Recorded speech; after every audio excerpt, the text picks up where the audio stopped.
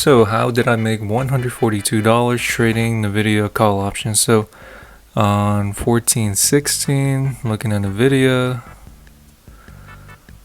1416, 49, 1416, 49. So 1416.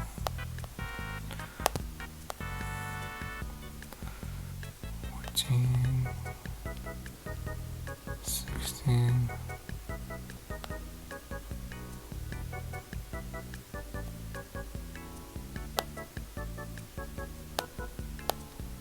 49, so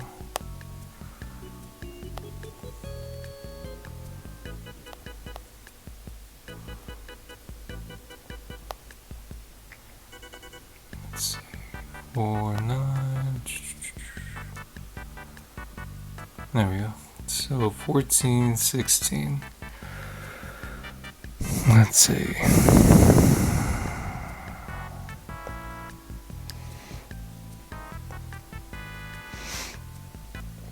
1416.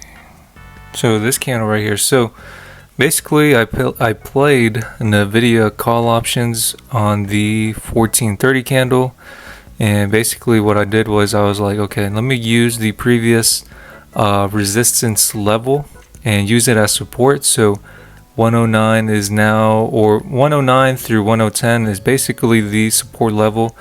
That's a good entry point to get in. And so once I saw that, okay, this 1430 candle reached the 109, 110 support level, I got into NVIDIA call options within that same candle at 1428. I sold out the position for $142. So this trade, like, it's an old trade. Today I didn't really trade at all. I mean, I did, but like at the same time I was like, well, I didn't really get anywhere. I didn't really make any significant trades where I kind of want to talk about it.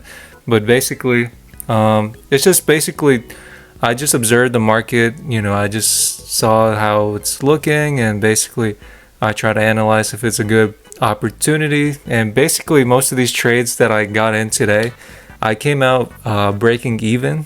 Basically, I didn't make a single profit, like, at all. And I guess today I was just feeling a little too greedy.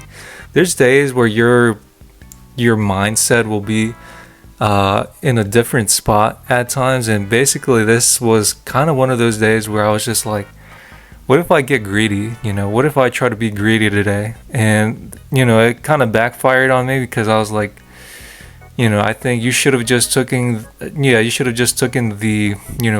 or 10% gain instead of you wanting to aim for an exaggerated percentage target. So that's why I always tell people, like, it's very hard when it comes to trading, because sometimes it's all about like your discipline of yourself. If you aren't, like, let's say you're not the person that's patient enough to hold on to a position for a couple of minutes, hours, days, weeks, you'll eventually lose patience and end up blowing up your account.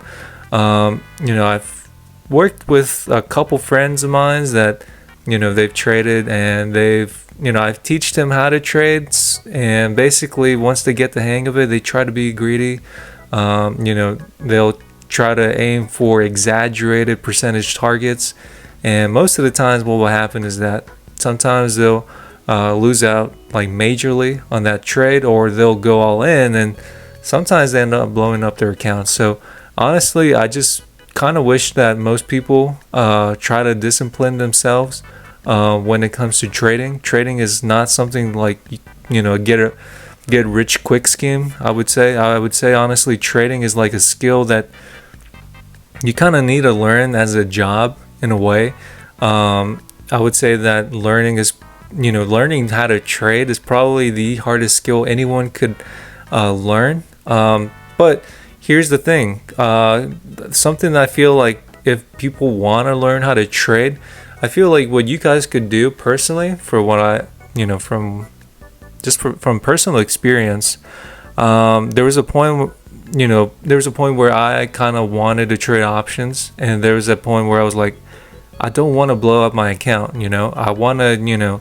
I want to learn how to trade. Like, I want to, I want to learn how to trade, but in a slow and easy way. So basically, what I did was I would trade leveraged ETFs, and basically these leveraged ETFs would basically double your money, and at the same time they do take a high expense ratio. So, but this expense is expensed yearly, so it's not expensed monthly. But just keep in mind that if you do keep on holding onto that position, it's just, yeah, basically you just need to be careful with the expense ratio. It's not as dangerous as like holding on to onto options, because with options, the more time that passes, the more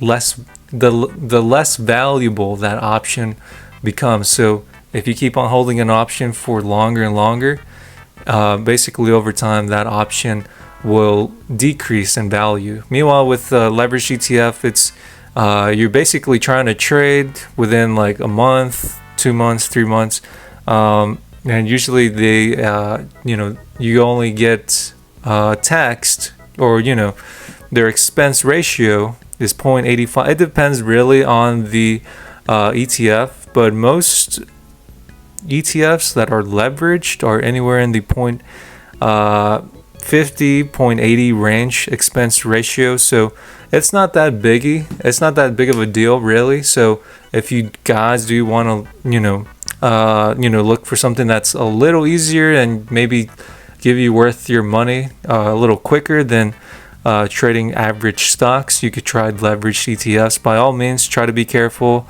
like any other thing, like in the market. For example, this Ethereum ETF is worth $64 after hours.